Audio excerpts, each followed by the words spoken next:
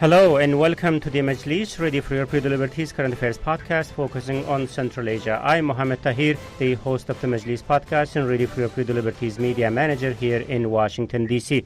It's been a head-spinning week in Kyrgyzstan, as such that within days, a prisoner widely reported as a convicted kidnapper gets freed by protesters from jail. Charges are dropped, gets appointed as a prime minister, and now also trusted the rule of the acting president. We are talking about Sadr Japarov, who is seen yesterday on the October 15, bragging in public, saying, "All power is in my hand from now on." Now, many wonders, now that he has all the powers, what he does with it. Also, many wonders about what does it mean for Kyrgyzstan, where he wants to take the country, what do his previous records tell us about what's next for the country and the fabric of this volatile nation. And also, there are a lot in the pipeline in terms of the elections and many other issues in Kyrgyzstan. So to discuss all these, I'm joined by Shirin Aitmatova, former member of parliament and founder of an anti-corruption organization, Umut 2020. She's joining us from Bishkek. Akilay Karim, a social activist based in the southern Kyrgyz province of Osh. Aruka Urankizi, Kyrgyz journalist currently based in St. Petersburg, Russia. And Bruce Pannier, the editor of Ready for Europe, Radio Liberties Central Asia blog, Kishlok Owazi. And Bruce is joining us from Prague, Czech Republic. Thank you very much for joining us on this important conversation. So, Shirin, let me start with you. You are on the ground in Bishkek. Tell us what's happening as we speak. So today we have heard of new appointments in the government, and some of these appointments are quite surprising. Mm-hmm.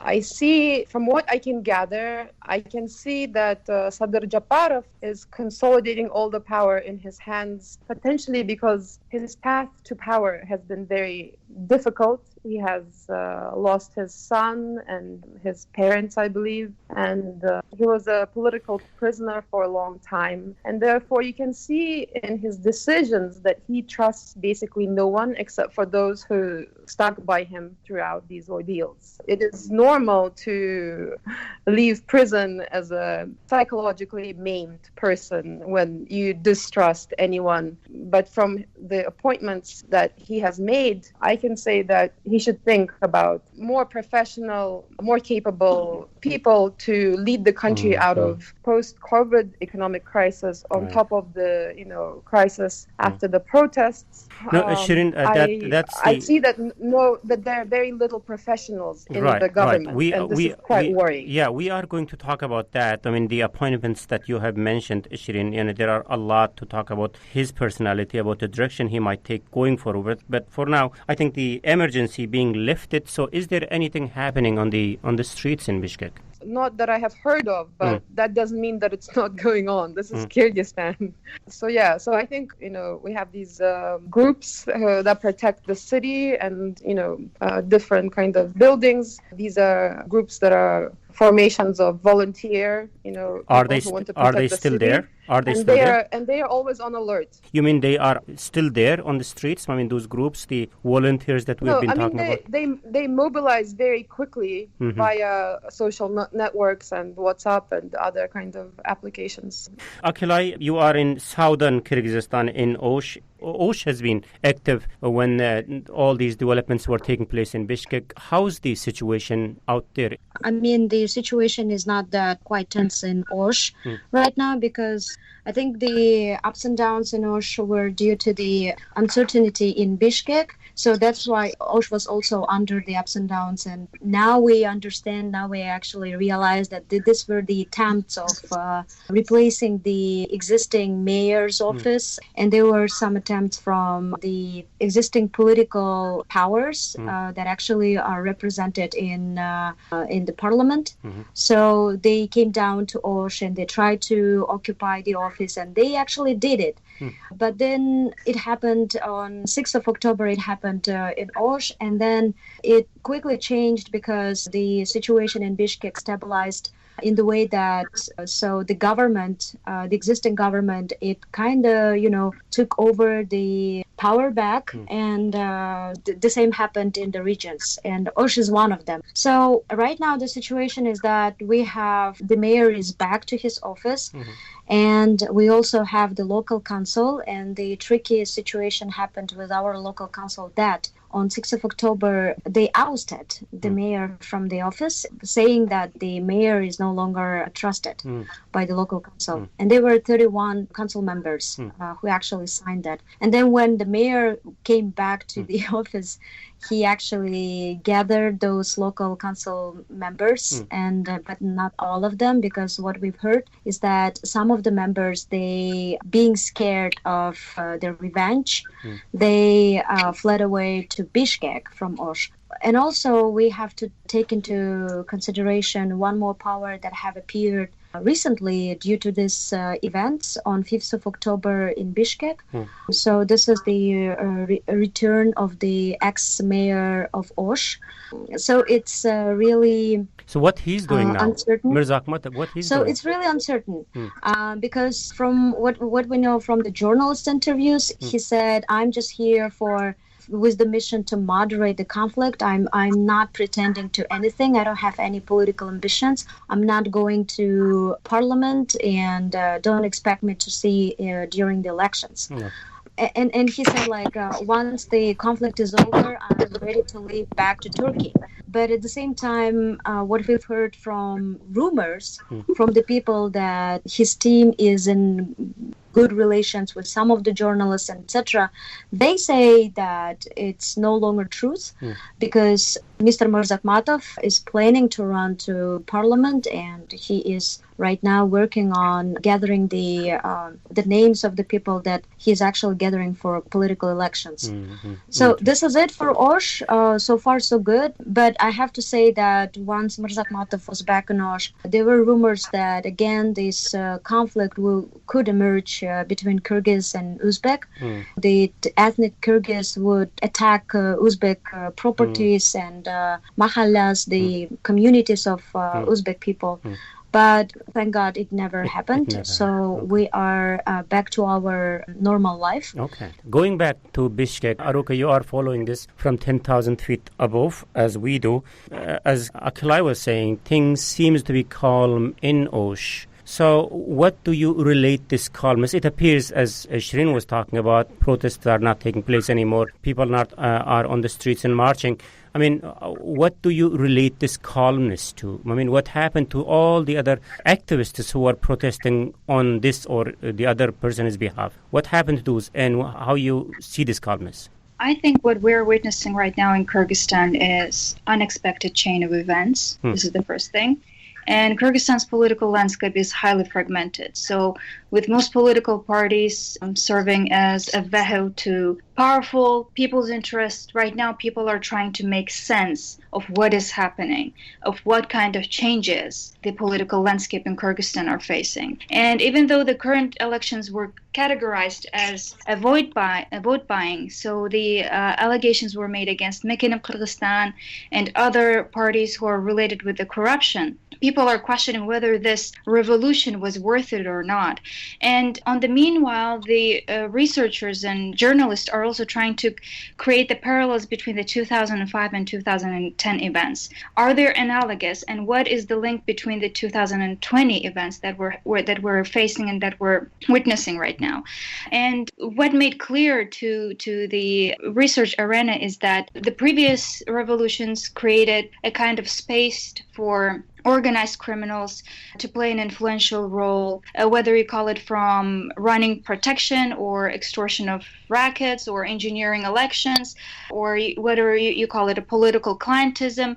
It seems that certain criminal allies or blackmail and the criminal so-called underworld strict code are very much linked to the Kyrgyz political figures, because having an individual who was in a prison a week ago and right now serving as a prime minister and a president in the country is something very confusing for the nation. It's something very confusing for the international observers, and it's obviously confusing for the international actors who are trying to make sense of what is happening.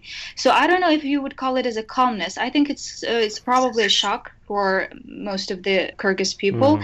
And definitely local political scientists call the protest or the riots of the October 5 and 6, they interpret it differently. Some call it a coup, some call it a revolution, some label it as unfinished revolution. So, but they agree in one thing, that the events after the demonstrations plunged in Kyrgyzstan into this political crisis actually split the society into two camps. Those who are right now celebrating the new prime ministers and those who believe that the revolution has lost.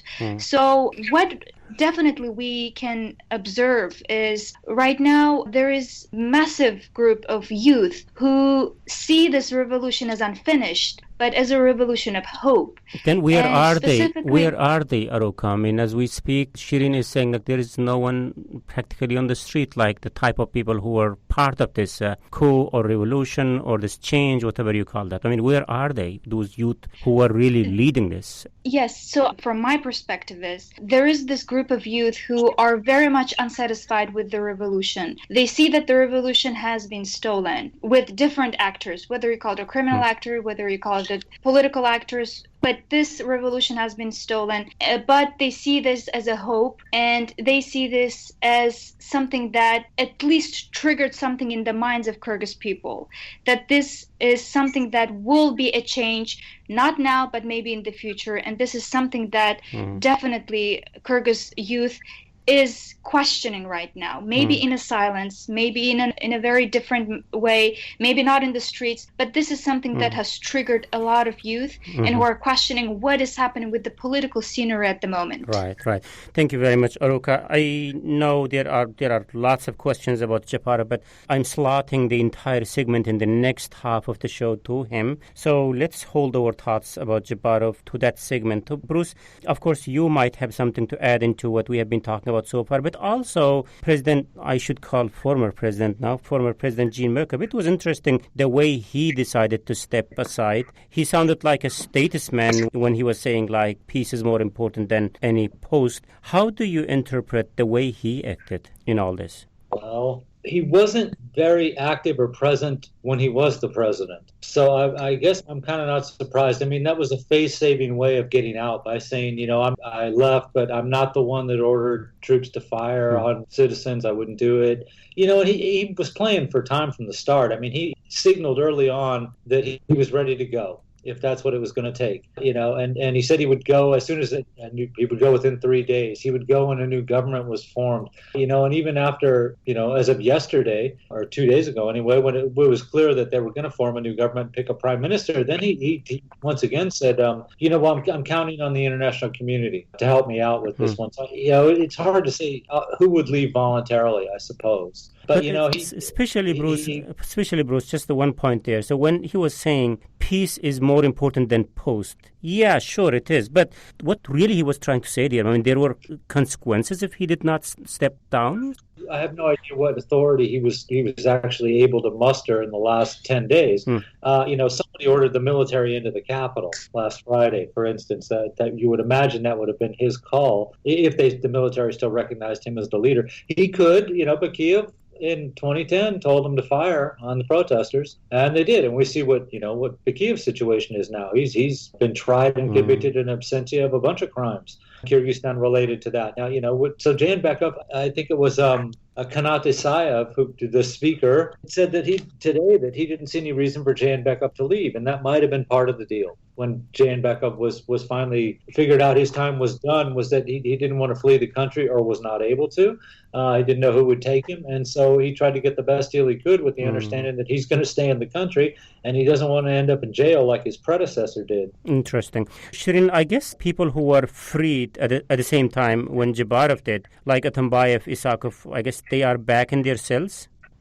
Yes, I guess so. And the court has also decided that my husband, who was also freed during that day, that he also needs to go back to prison. So I guess that happened today, right? Double standards, yes. But to be objective, we have to go back to the first kind of message that Japarov sent to the people, that political repressions have to be stopped in Kyrgyzstan. And from what I have heard, there was a kind of struggle between the former president and Sadr Japarov in terms of exerting power over the court system. And despite the fact that Sadr Japarov launched this new idea of political repressions as not being a part of the political landscape anymore, the judges kept sending people back to prison, the same political prisoners that were freed. And supposedly that was kind of small version of sabotage of the court system. And this was kind of their reaction to Sadr Japarov.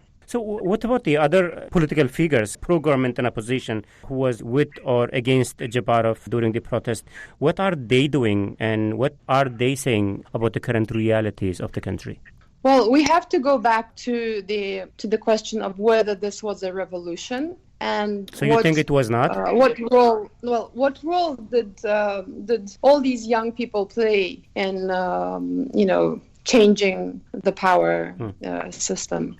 I think that we gave away our own revolution, because when it happened, it was quite unexpected that, Kyrgyzstan is this very volatile country. We've already had 3 coups or 3 revolutions. I'm not sure how to call them anymore.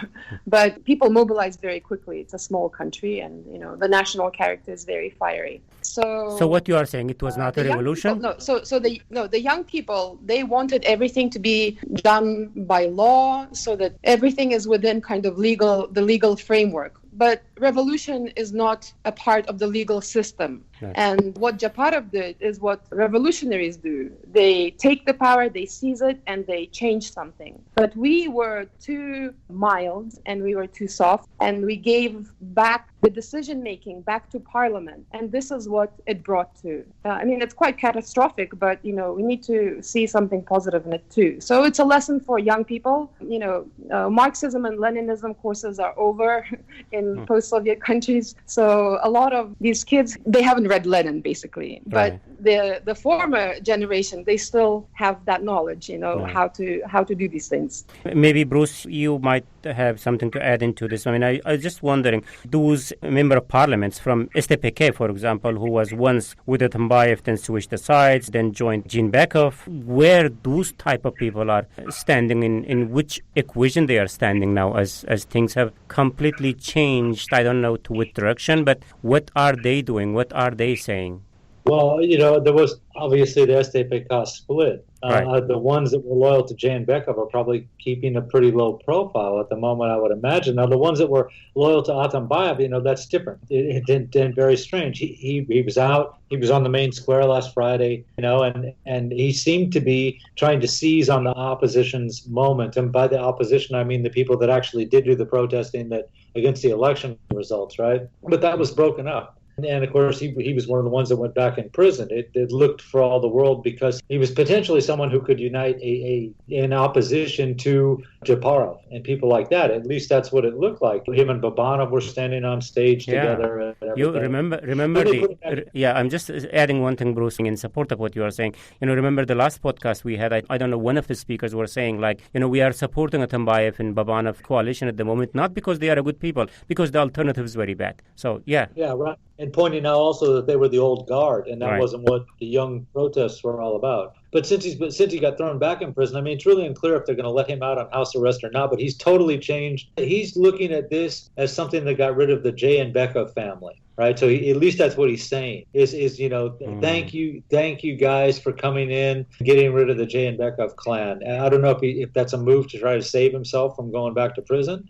what the deal is. But that was the last thing I saw, and some of the other members, his loyalists have been kind of echoing the same comments of this government actually got rid of the bad Jeenbekov government. So they must be good guys, or at least better guys than the Jeenbekov clan was. So. Now, on Japarov, now that he has all the power, as he says, so what he plans to do with it and what it means for Kyrgyzstan and what comes next for the country. Let's continue the conversation talking about this and many other questions very shortly.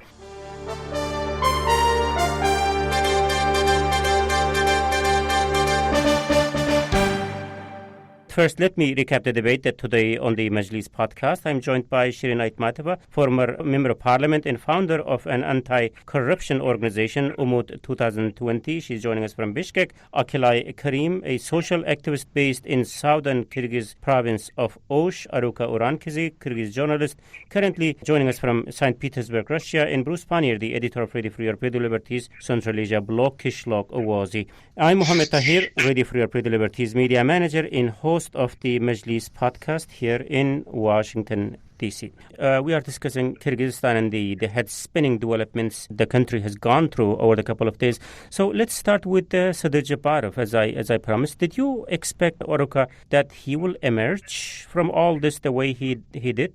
Honestly, no.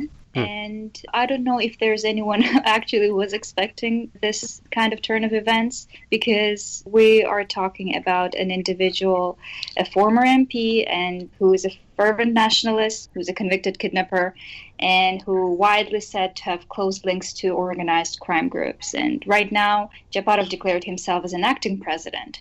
So when we look at him as a persona, he almost no experience in any kind of government, like no finds himself taking over a country of currently what Kyrgyzstan is facing within the economic collapse post-COVID-19 situation.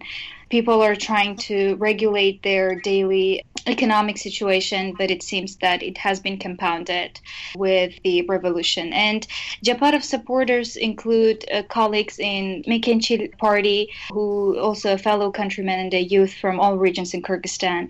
And the ideology of these parties, like of Japarov himself, is nationalism. And in its electoral program, the party and he himself promised voters that they will nationalize the Kumtor gold mine in Issyk region in the northern Kyrgyzstan. So that was one of the main reasons why so many people were supporting him, because the statement he made that if this Kumtor will be nationalized, every Kyrgyz actually will be a millionaire if natural resources are given in the hands of the people. That was the statement that was very bold and drove nationalistic strife in Kyrgyz people. That is the one thing that I think we have to put up there. Aruka, is he still talking about those things, like speaking in nationalistic tones as now he is prime minister and the president? I think we have to observe it by time, because that was the main reason how he emerged, if we see the pre-emergence state of Japarov. But for now, we know very little about him. We know much about him. It's something very blurred in the landscape, in the political landscape. Mm-hmm. So this will be something to be observed. Mm-hmm. Aruka, thank you very much for this. Shirin, do you like to jump in here? I mean, where do you see Japarov standing politically? I mean, we are trying to understand the direction he might take going forward. Well, I actually started out in the same commission together with Sadir Japarov, commission on corruption related to Kumtor Mining Company, and since then he has become a political prisoner and a convicted kidnapper, according to some. The thing is, in Kyrgyz politics, the question of nationalism has been brewing for a very long time. I mean, the fact that this is a successful strategy and that people support this kind of message, I think this means that society has space for this kind of discourse, and we have to accept it. And in lots of different countries in the world, nationalism is raising kind of its head again, and it's a global phenomenon currently. And generally, I think the world is changing, and I think Aruka is completely right. No one expected that Japarov would be the leader at the end of these protests. So where his name popped up? Where his name popped up during these? So there has always been a lot of support for Sadir Japarov amongst kind of common folk, let's say. But he was just a former MPA, right? I mean, did he had any other title other than being a former member of parliament? Yeah, but the thing is, you see, Kyrgyz people, they don't read election programs, party programs, they don't really care about so much about debates. They want a hero. They want a leader. And this guy is kind of a representation of political martyrdom. How so? He encompasses these kind of characteristics that Kyrgyz people attribute to strong people, to a strong leader. And in fact, maybe there is a contrast with the kind of meeker, milder former president. So this is just a reaction to a president who kept silent most of the time. In moments of conflict, he was always neutral. And always backstage. And Kyrgyz people demanded someone who goes front stage and deals with these issues. Interesting. Akilai, is he known where you are, like in Osh? I mean, how he's known, if he's known? He's well known because I think it's mostly due to the political leaders in the south. So let's take Tashif, let's take Mirzakmatov. These people are they used to be, in one political front before ruling of Atambayev, and they are perceived as truly Kyrgyz men by common folk. And the same goes with Mirzakmatov, the same goes with Tashiyev, even though their reputation is quite, the big question. But in general, they are perceived as Kyrgyz men that, let's say, Atambayev oppressed them, being jealous that they gained such a big reputation. They gained the hearts and minds of Kyrgyz people in rural areas. Okay. So that's why what we have in the square of Osh on 6th and 7th of October, the people who were supporting Mirzakmatov so much in Osh, at the same time they were supporting Sadir Japarov, and they were saying, like, we do want Sadir and Mirzakmatov to be in a union, so that Sadir would be ruling in northern Kyrgyzstan and Mirzakmatov would be ruling in southern Kyrgyzstan. And what's interesting is that when Mirzakmatov popped up in the square in early AMs in front of like 5,000 of people, mostly, by the way, male, coming from areas outskirts, and he was saying that, I'm here because Japarov and those people in Bishkek, they asked me to come and they asked me to support them, and I would be in charge of Osh, Batken, and Jalalabad, like the whole southern Kyrgyzstan. So this is what we have, and I would also add on Japarov that not just the common citizens never expected that Japarov one day will be the prime minister and all the power would gather in his hand. Also, I think, I'm sure that he was not even thinking of that too.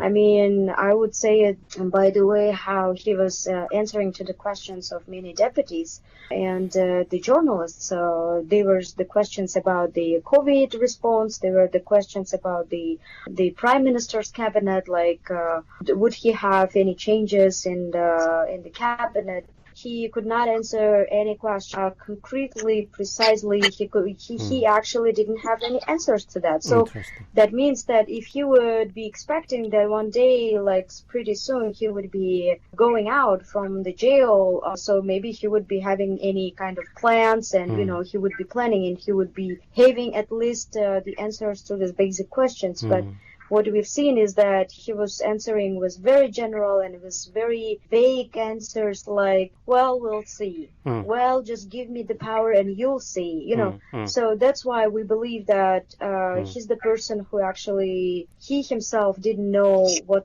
was happening around him. Interesting. Aruka, Akilai was talking about the reputation, the way he's known among some segment of the society. I'm talking about Japarov as a Kyrgyz man. I mean, why he among all the other Kyrgyz men? Why everything just turned out the way it did to him? So here I would agree with Shirin in a case that people are seeking for a hero. And during the protests during the revolution that night, 11 politicians were released from custody.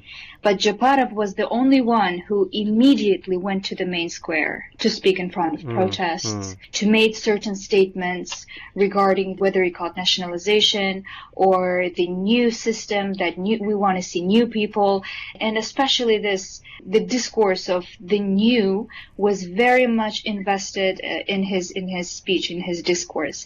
And thanks to this, unexpectedly for most of protesters, he became one of the leaders of the protests. And chanting his name, and supporters put forward a new demand that Japarov should become a new president, or at least he needs to become a prime minister. And while we were reading the certain reports, there was this analysis of the Kyrgyz social media, which during the protest, there were main 3 trends happening in the Kyrgyz social media. First one was the glorification of Japarov. The second was long-standing this anti-establishment rhetoric, and the third was, attacks on the Japarov's rivals. So these 3 main discourse actually, in a certain way, created some kind of an image of Japarov and what people wants to see in the leader and what people wants to see. The boldness, the character, the bravery, and that was portrayed it. So the main online media platform groups like WhatsApp, Facebook, Instagram titled after his name, and right now he has like thousands of followers. I think more than 600 followers. Correct me if I'm wrong. And it will change. It will change by the time we will air this podcast, anyways. Most probably it will. And so that was the online electoral campaign. To a certain extent, created this fan pages and glorified the image of Japarov that I think unexpectedly just changed the chain of events for the last few days. So how to read this? I mean, all these teams coming together, social media teams and other people in support of him. I mean, how this happened? Was there any kind of advanced preparation for anything like this? That's very difficult to answer, to be honest. And I don't know if there's any from the panelists here will be willing to go with that question.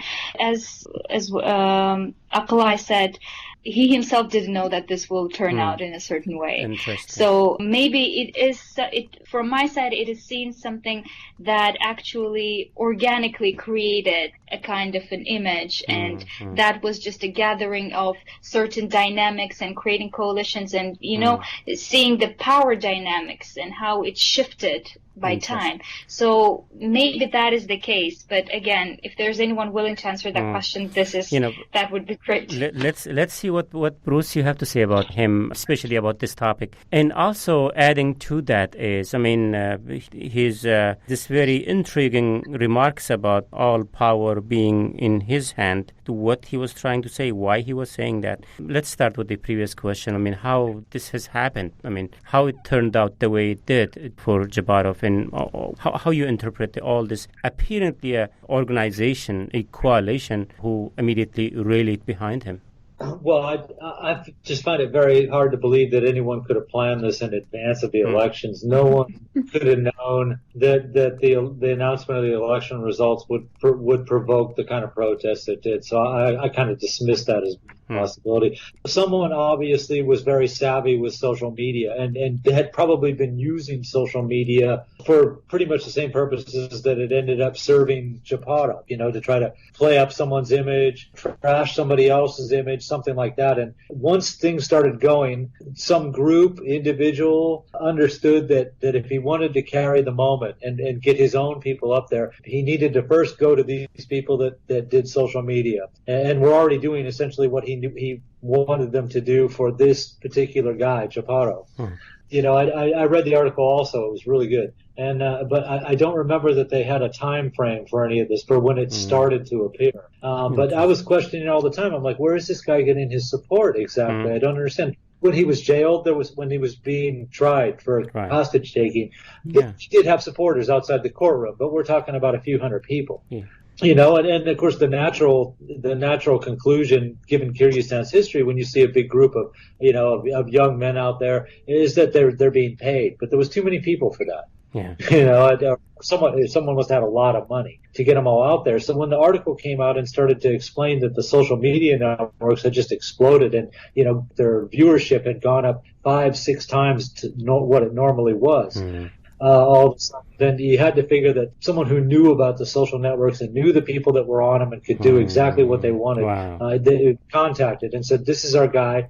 Put all your effort into playing him up, trashing his opponents, potential opponents, so that people get the idea." Because Patriot, I was glad to hear Akalai said that they know who he is in the South because of who he associates with. That's one of the keys to this whole thing. He himself is from the northeastern Issyk-Kul province. He had support as a guy who wanted the nationalization of the local gold mine. He didn't speak out on a lot of different political matters. And yes, he was a deputy from 2005 to 2007 when Parliament was dissolved.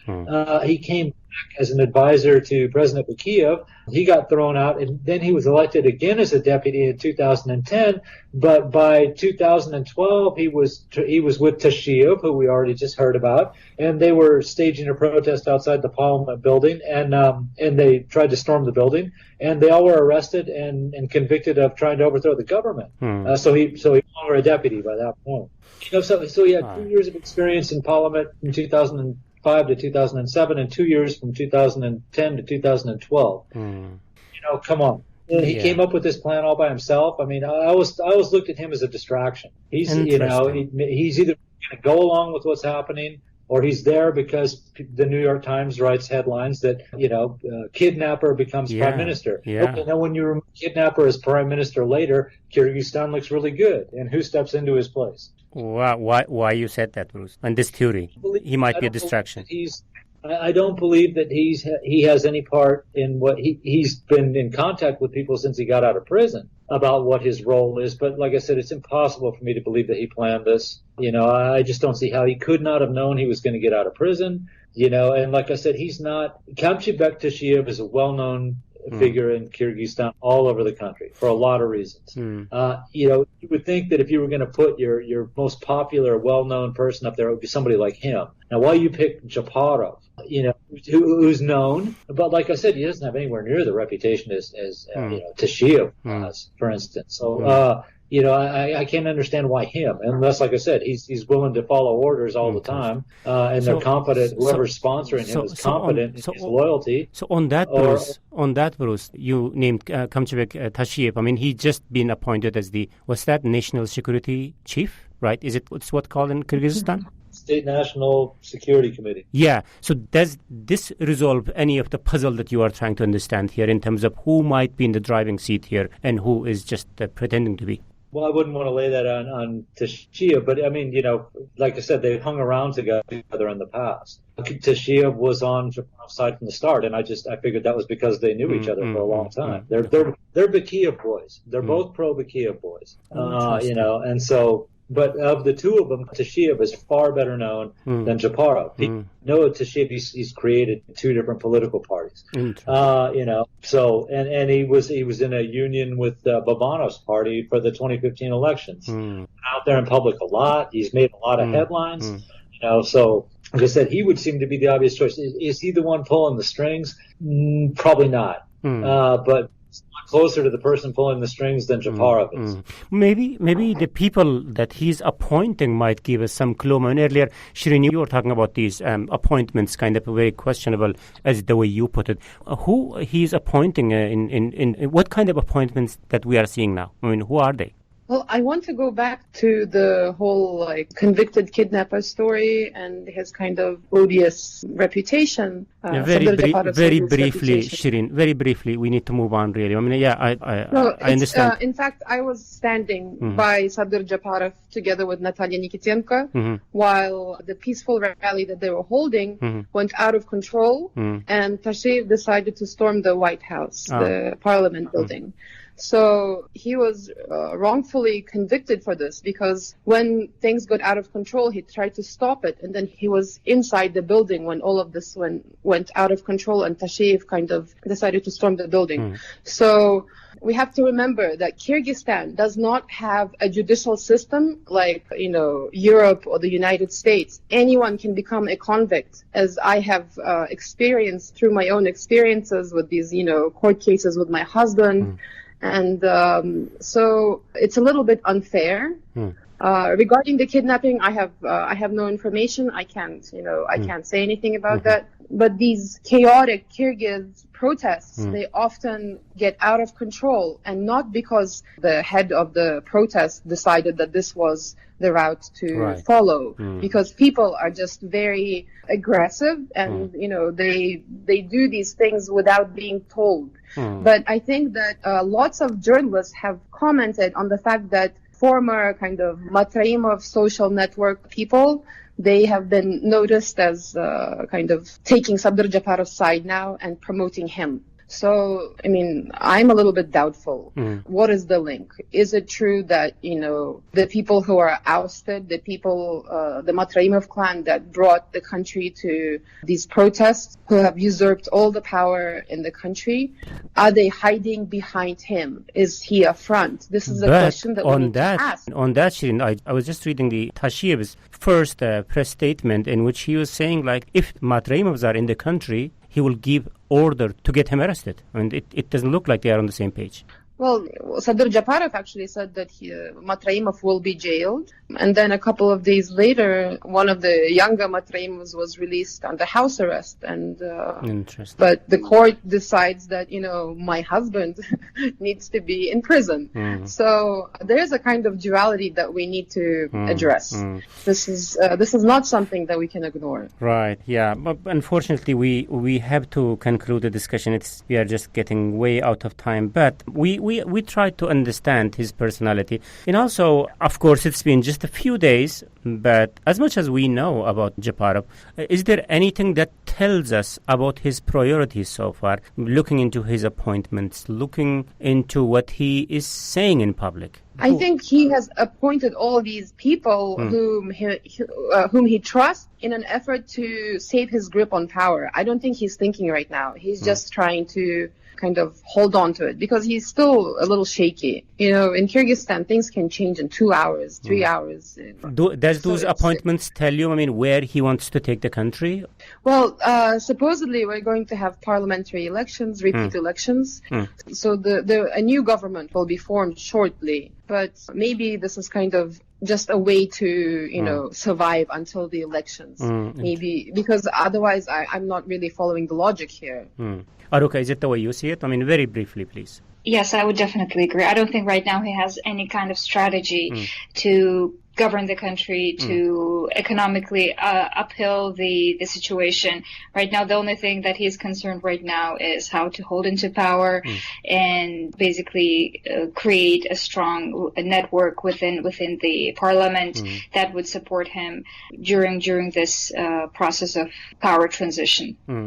Of course, the election is something in the immediate future, I guess. Is there anything else we are looking when we... let me put it in this way. Akila, what are the things that you will be watching going forward to happen in Kyrgyzstan until the elections? Well, I think the government, the new government, they will be heading to two priorities. So the first priority is about the COVID response. The numbers are rising and horrifically they're rising, and there is no actually response from the government. Where the both hospitals that were supposed to be finished by the second wave, they're still under the construction and. So this is the first, and people, let's not forget how people were angry with the COVID response of the government.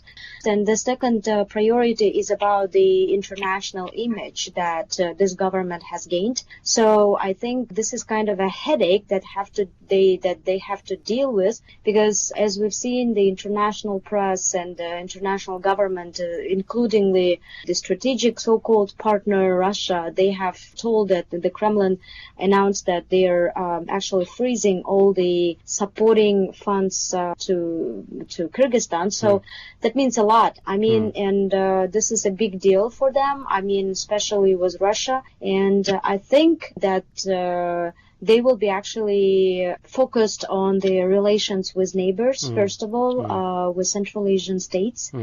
And they will not be going too far, understanding that actually the image is not that promising.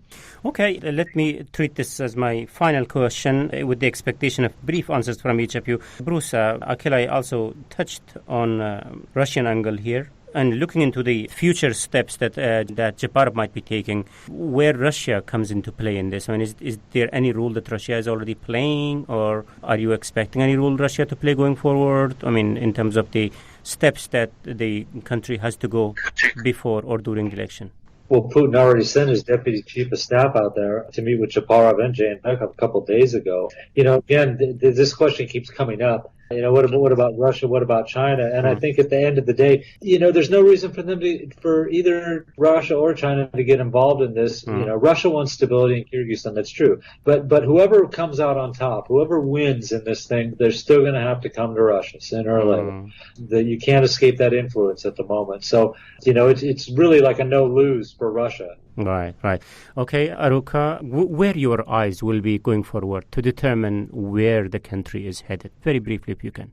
Well, I would agree with Bruce that, Russia is an important economic and strategic partner for Kyrgyzstan right now. That is undeniable in this picture. And framing these protests and the backlash in purely geopolitical terms is misplaced, definitely. So these uprisings, the problems that we're facing in Kyrgyzstan is completely internal dynamics, and it's nothing really to do with international ones. And like looking at Russia and just wait, what will Russia do is something doesn't really make sense at this point, because Russia will be just looking at strategically creating new efforts to build a new relationship with the new government. That is the thing. For the future, elections could take place on December 20. The definite decisions will most probably make, I think, next week, or maybe it has already been. So at this point, it is impossible to predict what the new election rules might look like. And I think what we will have to be observing as journalists and researchers is how the Central Electoral Commission will be managing this new elections. Will there be any, vote buying from participating, given that these parties were already backed by the country's most powerful politicians? And we will be seeing the whole episode of the elections and see if there's any kind of, internal intervention from the different groups that are not really in the scenery. Okay. Last point from you, Shireen. So just a simple question. Where your eyes will be, where you will be watching to determine where things are headed going forward? Well, this is the first president, right, who hasn't been supported by the Russian Federation, right? We don't know. Maybe.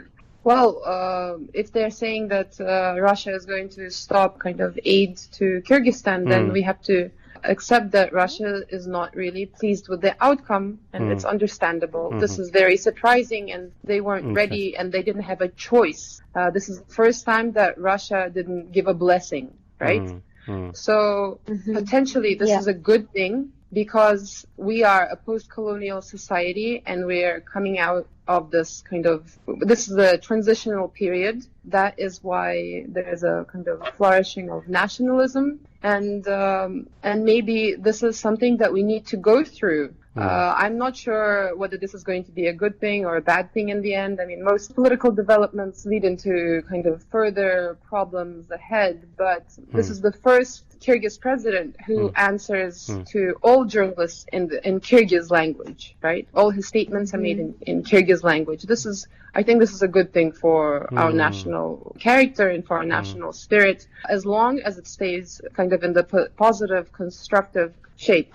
But we need to also address the issue of human rights if human rights, together with corruption, together with nepotism, if all of these things stay, nothing will be resolved. And I think that this chain of kind of political repressions from one government to another, this has caused this kind of the decay of the societal fabric. And this is what we have as a result. Repressions create only more repressions. And if he is able to stop this kind of vicious cycle and build national character, maybe we have a chance.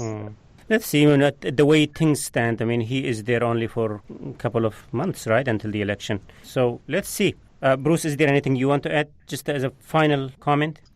Keep an eye on his statements about possible amendments to the Constitution to make it a pro-presidential state. That would be it. Okay, with this, unfortunately, we have to conclude the conversation right here. Thank you very much, Bruce Pannier, the editor of Radio Free Europe, Radio Liberty Central Asia blog, Kishlok Owazi, Shirin Aitmatova, former member of parliament and founder of an anti-corruption organization, Umut 2020, Aklay Karim, a social activist based in southern Kyrgyz province of Osh, Aruka Urankizi, journalist, currently in St. Petersburg, Russia. Thank you very much, colleagues, for your time in Tartus today. And this is it from me, Mohammed Tahir, Radio Free Europe, Radio Liberty's media manager and host of the Majlis podcast here in Washington, D.C. Until next week, bye-bye.